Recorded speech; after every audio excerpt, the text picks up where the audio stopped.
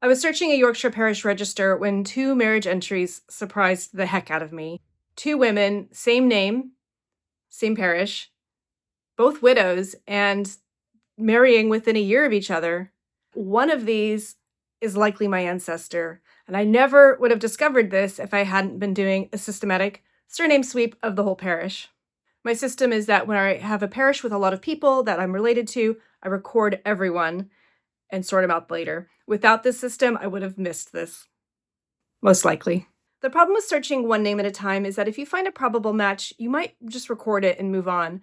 But unfortunately, you're going to miss any name duplicates. And it's really hard to pick apart who is who and who are the cousins, who are the uncles and the nephews, and all of that. If I know a family's been in a parish for any length of time, then I'll always start with a surname sweep, which is to say, I run a search in my genealogy database of choice. In this case, for English parish registers, it's Find My Past.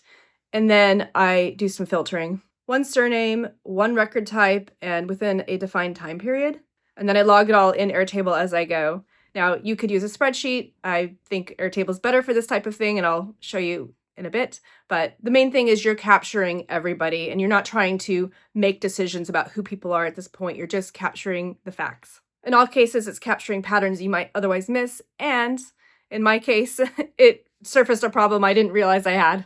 Next, I'm going to take you through step-by-step how I set this up. So first step you want to do is define your sweep.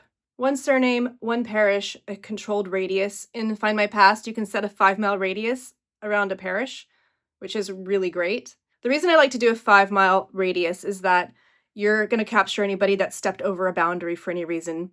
Maybe they moved there temporarily, maybe they were there longer. Also, a lot of marriages took place in the bride's parish, so I like to do it that way you're capturing everybody in one sweep.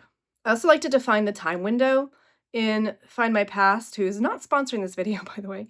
In Find My Past, you can set like a plus or minus 20 years or plus or minus 40 years. I know in Ancestry, they've added the ability to do a date span.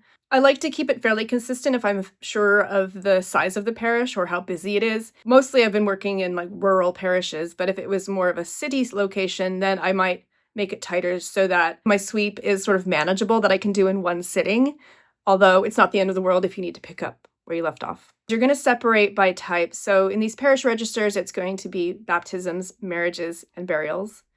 And that means that you're just capturing one type of information. It kind of keeps your brain focused. Also, I would sort it by date.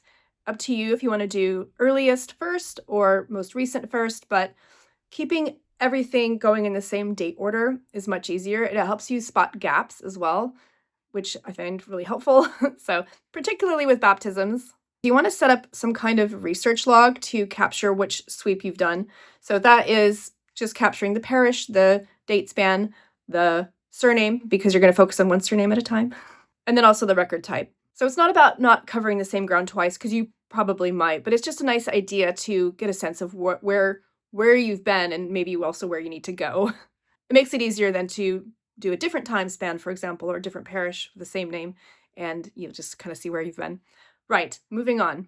You want to make sure your spreadsheet or your Airtable is set up to capture all of the details you need. Things like names and dates and places. This is an area where people do get a bit stuck because the different types of records capture different information, and that is something I can help with, but more on that later. We're going to start extracting, like detective. I like to check the transcript and the original image every single time. Use the transcript to hone in on the date, because when you look at the original image, your entry that you care about is going to be in a massive sea of other entries. So it saves some time picking out the right one. So here you're capturing all of the relevant details, the names, if it's a marriage, if there's witnesses, capture those. If there's any other residents mentioned or abode, capture that. I like to capture if they're noted as being in the parish, if it's a marriage, banns or license is really helpful. This is a bit of a bonus one, but if you're in a parish and you note down who is performing the ceremony, you'll know pretty quickly if they're like the regular person doing it. And if it's somebody who's not a regular person, that could be interesting. That could be a clue. That guest star of the ceremony might be a friend or family member. And I've definitely spotted that in some of my English records. So right now you're not collecting screenshots If you want to capture a source, that's entirely up to you. I think the main thing is to make this process pretty swift. If you have access to the database, of course, you'll be able to go back to these again. You could capture a URL. It's entirely up to you. When you've done your sweep within that defined period, and you can take a step back and see what you have. So at this point, I can start to look for patterns. So if we have like parents' names emerging on baptisms, that's pretty cool. Maybe at this point you've only recorded one type, and that's fine as well. But once you do build up a body of information, you'll be able to use the tools like the search and the filtering. And I know that spreadsheets do this pretty well also. But what I do like about Airtable is that you can also query the data. There's an AI component where you can just say things like, show me Lamb as a marriage witness. Show me every Elliot marriage where one party came from outside the parish. So next I'm going to show you some documents of how I realized that I have an extra marriage of an ancestor out there, and also the records that help me lead up to this moment. And then I'll also be honest about what it's proving and what it's not proving. So my ancestor is Anne Lamb. She was born about 1712 and baptized in Ackworth, Yorkshire. And she married first to George Eliot. He died in 1744, and then she remarried to a man called Henry Dawson in 1745. But let's go back to the start of her life because that is very interesting. Anne was baptized as the daughter of Michael Lamb. So going backwards, I discovered that Michael Lamb marries Anne Dickinson in 1712, and I know that from the baptisms that they had 4 children. Unfortunately, though, Michael Lamb dies and is buried in Ackworth in 1722. So Anne Dickinson Lamb is now a widow. Then, this is where I discovered these 2 marriages. So we have a November 1723 marriage of Anne Lamb, widow, married to Thomas Harrison in Ackworth. And then we have, in December 1724, Anne Lamb, widow, married to John Heptonstall in Ackworth. So yeah, I don't know which one's my ancestor. I'm assuming it's one of my ancestors, but because of the dates, I believe it is. And I haven't found a burial for her. I don't know that I would have noticed this if I hadn't done the surname sweep. I probably just would have assumed that she had died as the widow of Michael Lamb. But I do have another cool record to show you related to this family.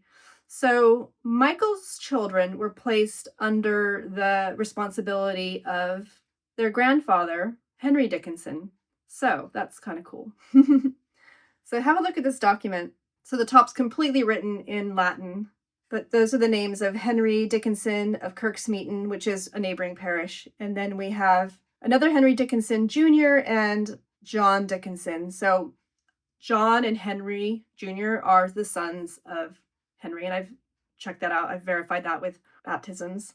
Lancelotti, I believe this is the bishop at the time, or I'm not using the right word, but this is a church mandated situation where the guardians are basically, meant to take care of these children. So, and the 4 children, Anne, Matthew, William, and Elizabeth, that's in birth order, by the way, are, to be educated and brought up with sufficient meat, drink, clothes, and all other necessaries agreeable to, this is blanked out, but I think it's just like their typical condition, the living standard they were used to, which was middle class. And then at the bottom we have the signatures. They're not signatures, though. It looks to me as if Henry Jr. and Sr. wrote an H for their name, but somehow John Dickinson was able to sign his, and then you have their seals. So yeah, super unique document. I love it. So the date of that document, though, is very interesting because it's February 1724.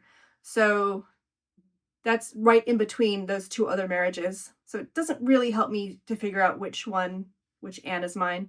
Also notice that the document doesn't have the name of either their mother, Anne Dickinson Lamb, Harrison, or Hepstall. So that doesn't help me either figure out who my ancestor is and who she remarried. But I do believe that because of this remarriages, that's what's triggering that there's this legal document in place, because now, another man is in charge of their mother. So it just makes it kind of messy. So 14 years later, their grandfather writes his will. And what's interesting is he doesn't mention his daughter, Anne Dickinson Lamb, Harrison, or Heptonstall. So I'm assuming now she's died. But it does mention Anne, the wife of George Eliot, my granddaughter, and Matthew Lamb, my grandson. So from that, I take away, in fact, I know from burials that the 4 children that Henry Dickinson brought up, only 2 made it to adulthood. So that is a really strong case that Anne Dickinson was the daughter of Henry Dickinson. Annoyingly, but I'll do a surname sweep and see if we can figure that one out. And then we have Anne, who married Thomas Harrison, and Anne, who married John Heptonstall. I've just put them down as parked for now. I would need a whole heap of more information to figure them out. I need to identify who is who. Looking at who the other Anne might be, I have a pretty good idea. So things like wills would be really helpful. When Matthew Lamb, Anne Lamb's brother, passed away, he left his entire estate to his wife and children, which is kind of expected, and also his sister, Anne Lamb. She was married and everything was fine at that point in her life. Anne, the daughter of Henry Dickinson, is probable. I really do need to find her baptism, so I can't say it's proven yet. And then we have the 2 widow Annes. So both of those are completely parked right now. I am going to come back to that because it is really fascinating. And just getting my head around, like, what are the next steps just to be more efficient with my time. Those 2 parked statuses are a little annoying, but it is what it is. So what would move them to probable? I definitely think finding more evidence about if they had more children, perhaps those children married, and those witnesses, if they were recorded, are Lamb or Elliot or Dawson, any of those other names associated with the family. Otherwise, a will. If I could find a will from either Harrison or Heptonstall, that would be great. I've had some initial look and I haven't found them. And of course, if there's any other interesting document that comes up, like another tuition, that would be super helpful. If you have any ideas, if you're familiar with English records, I would love to hear your ideas as well. This surname sweep didn't solve all of my problems. It actually found more, but that's what it's designed to do, right? Without it, I might have just assumed Anne died as the widow of Michael Lamb, or I would have attached her to the first husband that I found once I didn't find her burial, which I'm gonna double check, but I'm pretty sure I didn't find a burial of an Anne Lamb. That's what the surname sweep is for. Maybe she was in a neighboring parish. Have you ever found 2 people with the same name in the same location? And how did you work it out? How did you work out who is who? Tell me in the comments. My next case file I'm going to link up here, and I'm also publishing family stories and other case notes on Substack, which I'll link in the description. If you do want help setting up your Airtable, I offer consulting. I'll put a link in the description. Thank you for watching, and I'll see you in the next one.